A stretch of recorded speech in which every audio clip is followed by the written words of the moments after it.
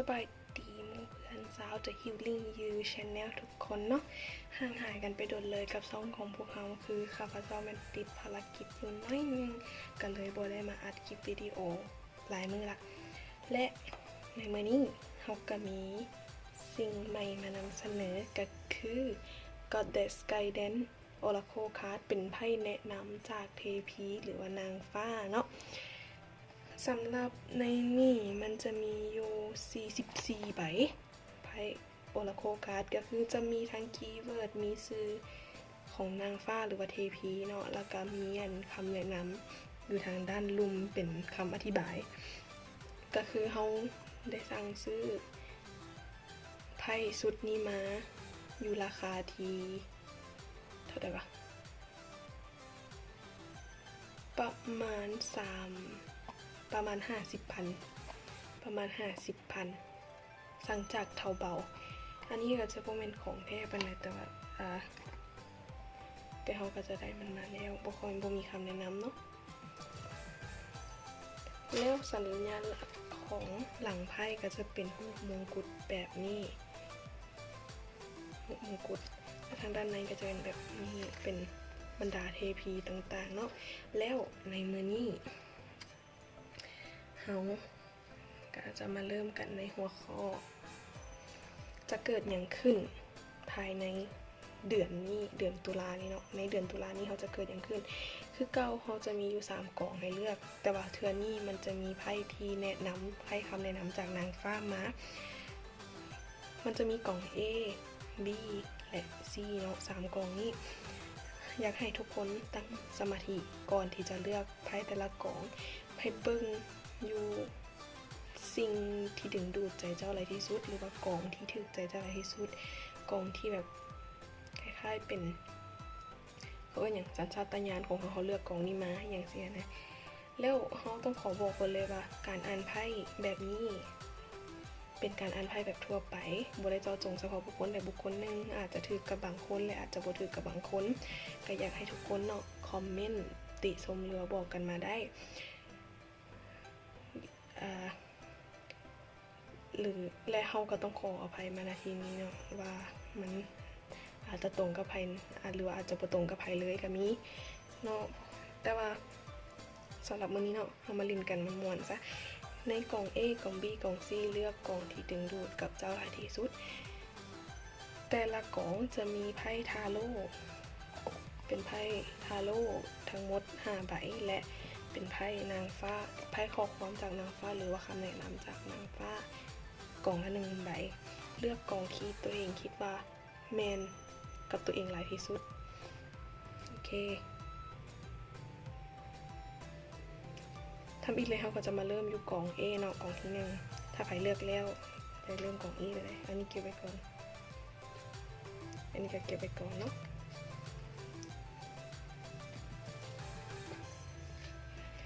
สำหรับกล่อง A ทำเบิ่งว่าเจ้าได้ไพ่อย่างนี้เอามาเบิ่งไพ่ทาโร่ก่อนตัวนี้จะเป็นตัวสุดท้ายสำหรับไพ่ทาโร่เนาะเจ้าได้ไพ่ The Hermit ไพ่ Knight of Cups ไพ่ Hierophant ไพ่ The High Priestess ไพ่ Five of Pentacles 5 เหรียญ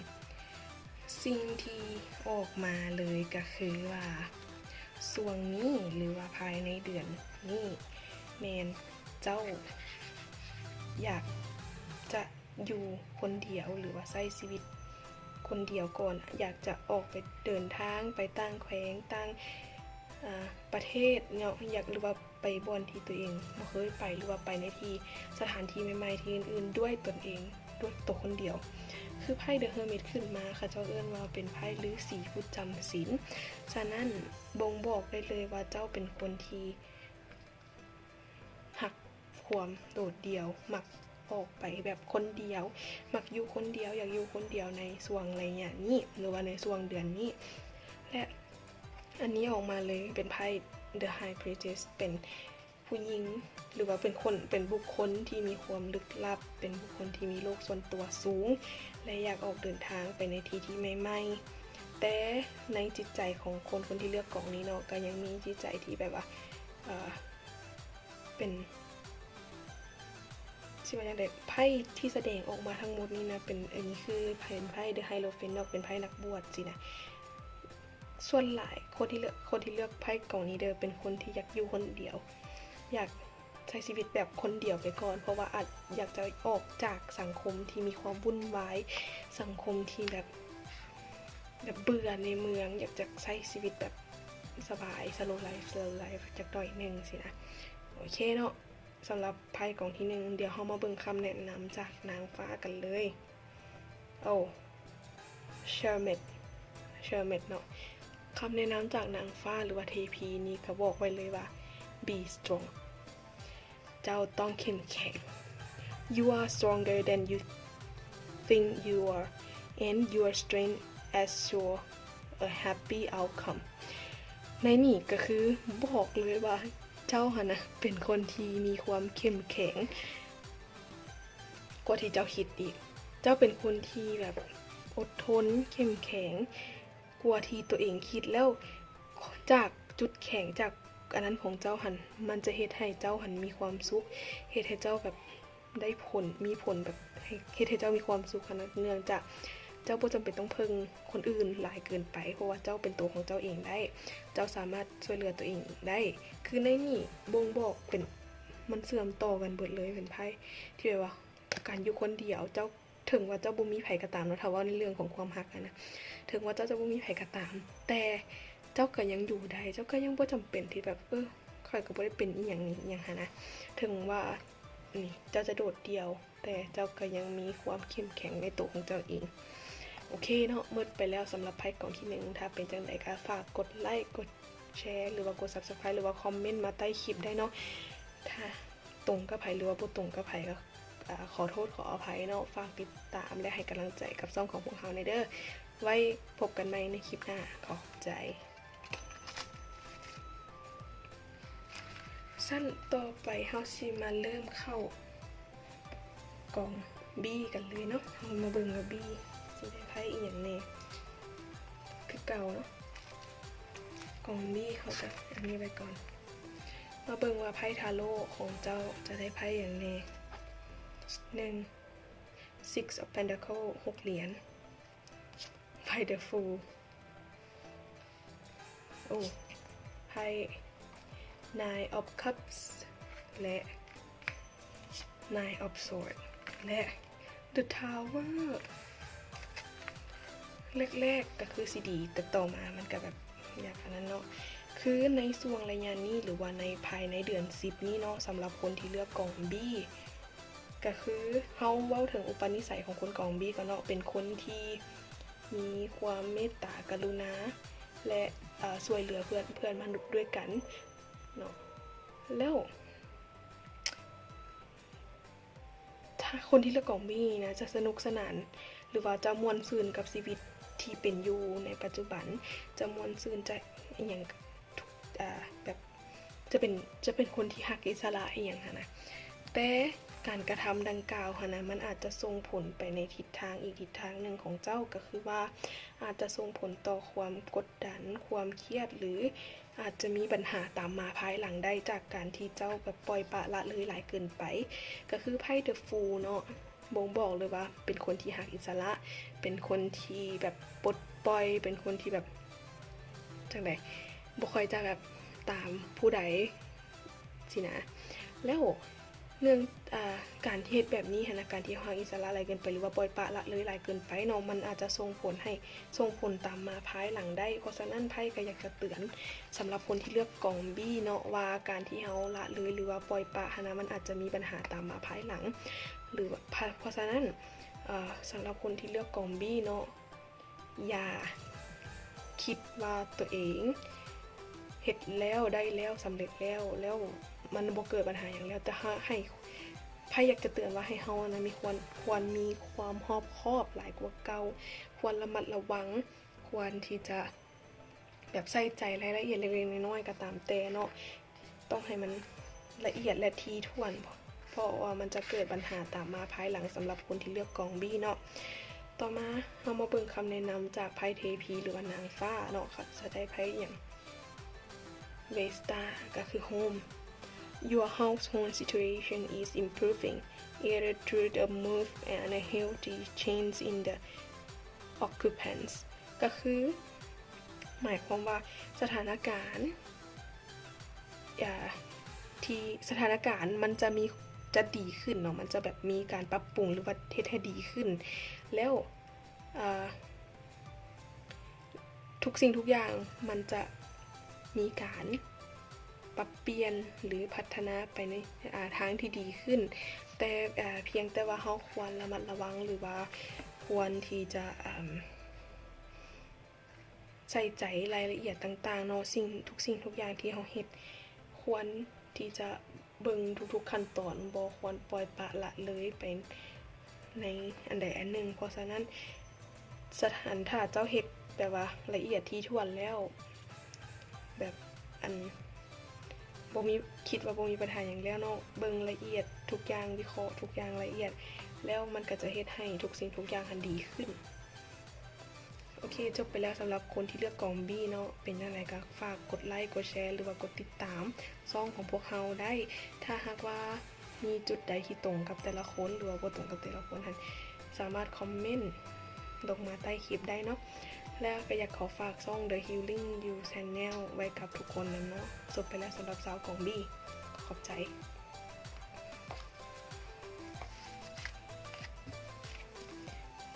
สุดท้ายคนที่เลือกกล่อง C เนาะสำหรับคนที่เลือกกล่อง C ทำอีกเลยทำมาเบิ่งกันว่าทานได้ไพ่ทาโร่ไพ่อย่างแน่เนาะโอเค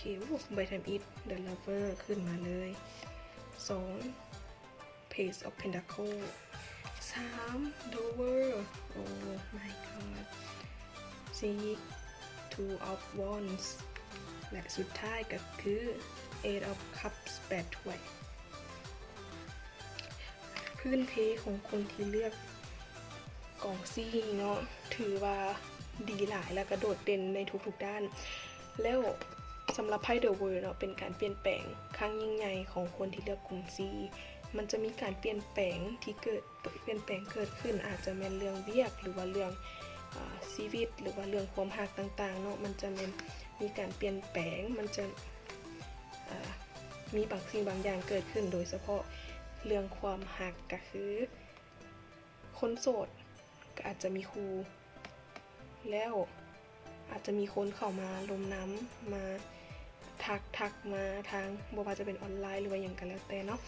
จะมีคนเข้ามาลงน้ำสำหรับในเรื่องของความรักความสัมพันธ์เนาะถือว่าเป็นไพ่ที่ดีหมดเลยการเปลี่ยนแปลงต่างๆบ่ว่าจะเป็นเรื่องงานย้ายบอนอยู่ใหม่เรื่องความรักเรื่องทุกสิ่งทุกอย่างมันจะมีการเปลี่ยนแปลงไปในทางที่ดีขึ้น